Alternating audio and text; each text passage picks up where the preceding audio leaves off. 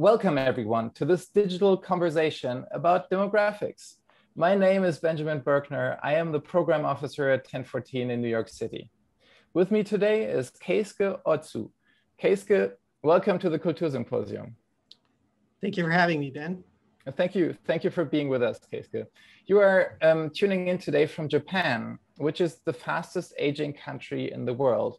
The share of the older generation as a percentage of the total population is the highest of all countries worldwide, with a median age of 48 years.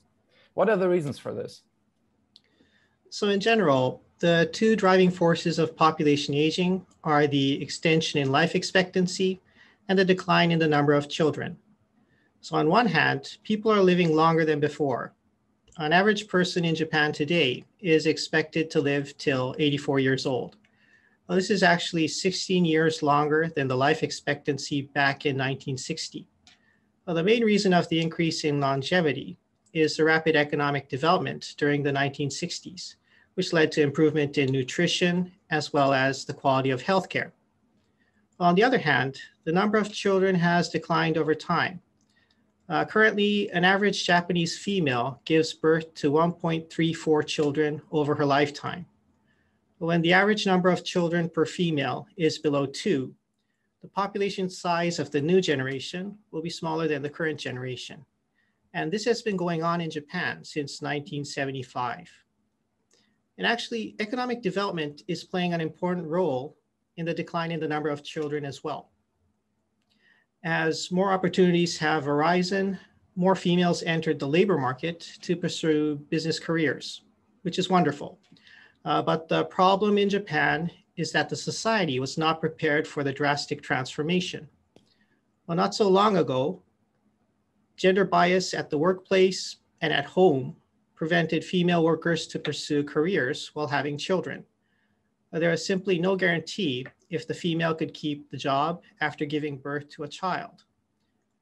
Today, the issue is shifting more towards the lacking of nursery spots for working parents. And the result of these two, extension in life expectancy and the decline in children, is leading to more and more elderly people and less young people. And aging societies, that does pose a challenge to financing retirement and social security, but also for democratic representation, as there are fewer voters in a working age group that participate in the democratic system. What effects in relation to societal age are most discussed in Japan today? Well, indeed, in Japan, the situation in which policymaking is catering for the needs of the elderly, this is called silver democracy. And certainly the elderly has huge influence on policymaking, not only because there are a lot of them, but also because their voting rate is much higher than other age groups. So two of the largest government expenditure components are Social Security pension benefits and public health insurance payments. Well, the government is reluctant to cut the pension benefits or to reduce the preferential coverage of health insurance for elderly people, because they know that this would be vastly unpopular among the elderly voters.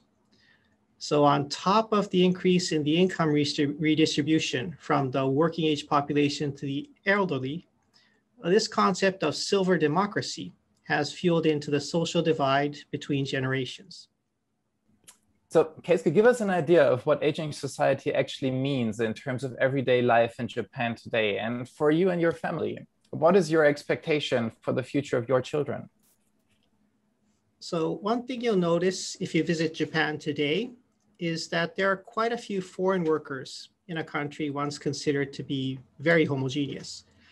Well, in order to counteract labor shortage in particular industries, the government of Japan relaxed the immigration law to allow more temporary foreign workers in targeted areas such as agriculture, fishing, and manufacturing. So the number of foreign exchange students has also increased as universities are trying to attract more foreign students to compensate for the decline of Japanese students. And many exchange students provide labor at convenience stores and restaurants as part-time workers. So foreign workers are now part of our everyday lives, and we expect this to continue. And while I do worry about the situation getting worse in my children's generation in terms of population aging, one silver lining in the labor shortage problem is the development of labor-saving technology, such as robots and artificial intelligence. For example, nursing homes for elderly are beginning to use robots for physical tasks, such as lifting residents in and out of bed. And also sensors are used with artificial medical attention. So both internationalization and the shift towards new technology prompted the government to include foreign languages and programming information technology into the primary education curriculum. So in my children's generation, hopefully Japan will be a more internationally open society championing labor-saving technology. And let's say you could make one policy recommendation. If you could change one thing in connection to demographics in your country, what would it be? Well, it's extremely difficult to name out one out of the long list, but I would have to say to increase support for potential working age parents. If the number of children continues to fall below 2, not only will the issue of population aging persist, but also total population will continue to shrink. So the long-run solution to sustain the economy itself is to raise the fertility rate. Now, the government of Japan has been trying to incentivize having more children by, for example, handing out cash to parents with children. This has not been much successful in my view, because in the case of Japan, the fact that it's difficult to find nursery spots for newborns has been deterring young workers, young working couples to have children. So the first thing I would do is to look into increase nursing spots by building nurseries and paying higher salaries to caregivers so that we have more supply. Obviously, this will mean that the resource allocation must shift quite drastically from the elderly to the young families. But I believe the elderly generation, well, my parents' generation, is willing to accept this picture as long as the government can provide a clear plan for a bright future for their grandchildren's generation. Mm-hmm. So you would say, like, even for the older generation, like fewer resources would be acceptable, and they would be able to be convinced to go along this path? Yes, once we could make the issue personal, then I think this will be acceptable, because the grandparents, they love grandchildren.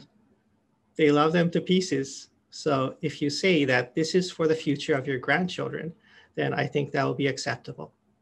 Mm-hmm. Thank you very much, Keisuke, for these valuable insights into your research and also your personal assessment of the situation. Thank you. Thank you very much. Let's shift our focus to another country. From Niger in West Africa, joining us today is Nuhu Abdul Mumuni. Welcome, Nuhu. Welcome, thank you. Thank you for being with us today. Niger has, according to many statistics, the youngest population of all countries in the world. The average age is 15 years. 2 out of 3 people are under the age of 25. And the population is still growing rapidly. More and more children are being born. In terms of demographics, Niger is almost the exact opposite of countries like Japan. What are the root causes for Niger being such a young country? Thank you for the question. I think there is a lot of theory about how to explain the current demographic situation in Niger, but one perspective is to understand it as a result of differences between the current fertility rates and the improvement in terms of reducing infant mortality, because it's just a matter of difference in pace of changing between the values and the facts. The fact is that there is a lot of improvement in terms of access to health, vaccination, important reduction in terms of infant mortality. But in the other hand, because the values are not changing at the same time with the facts, so people still think having a lot of children is a sign of prestige and is socially really valued. And people continue having the same number of children.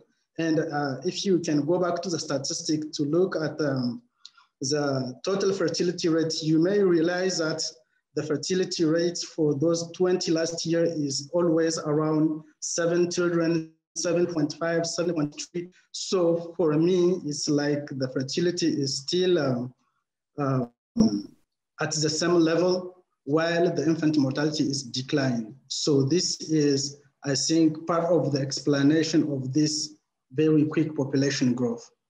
I understand. Yeah. So there's cultural factors, and there's also like medical, technical improvements that play a role and lead to this. Let's look at the consequences. What are the effects of this for individuals and families, but also for the country as a whole, having such a young and rapidly growing population?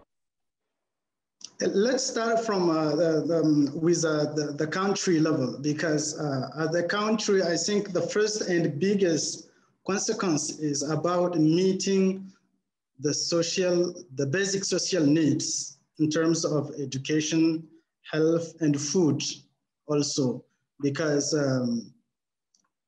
having all those part of the population, I think it's around the number of the children going to school, the number of the children going to the secondary school. If you consider all this, I think it can give you an idea about the needs in terms of investment in schooling, but also from the other side, because of the rate of the fertility is still high, there is a huge need in terms of investing in health infrastructures and products and all those things. But beyond that, if we come to the family level, we can just think about the dependency ratio, which is currently really high. The statistic is showing like every active person in Niger is in charge of one or more to other persons. But if you go down to the family level, I think the situation is really difficult, mostly in these rural areas. And talking about rural areas is like talking about 80% of the population, because this is where the huge part of the population is living. And also most of the time depending on agriculture. So having a lot of people within the same, let's say, household or family has direct impact in terms of access to land, because it's always about from one generation to another, dividing the same piece of land we receive from parents down to the children. And this is the system going on from one generation to another.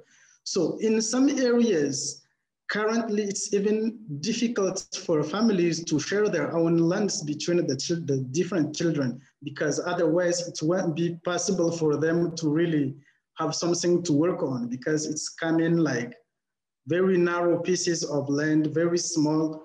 And this is really critical. And the problem is that having this youth could have been an advantage. They can have like a place to work, let's say access to more land, but this is not the case. The population can increase as much as possible, but that's not the case for the land. So the direct consequence is a reduction in terms of food production per capita, because people can manage and have different strategies to increase the production in terms of the volume. But if we compare it by the number of the people, then there will always be a decrease in terms of production per capita. Let's talk a little bit about also the positive sides, because we do see quite a few problems that like systems are facing, like the healthcare system or the schooling system. But what are positive points about being such a young country? I'm a demographer, and sometimes before this call, I tried to convince myself not really to oversight statistics and everything, because it's all about humans. And if you come to the family level, yeah, I think it's really incredible to see how every one of us is coming from a family of 6, 7, 8. So I think it's something to cherish, to have this possibility of growing with all those, let's say, brothers and sisters around you. And this somehow make us conserve this sense of, let's say, solidarity. Nuhu, you are engaged in a number of initiatives that try to tackle the challenges that you just described earlier. If you could give an advice, what should be done to change the demographic situation in Niger in the long term? Thank you for the question. From my 10 years experience, I think that the main advice about changing the current demographic situation in Niger should start from more involvement for the family level, the community level.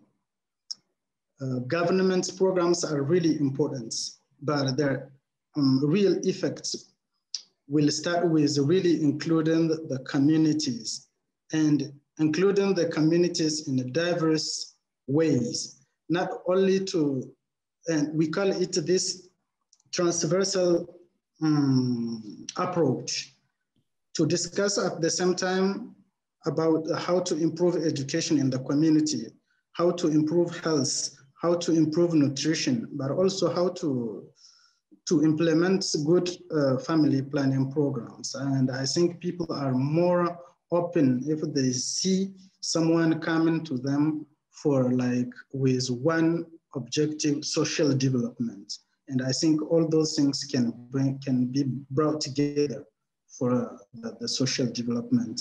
And the other things is education.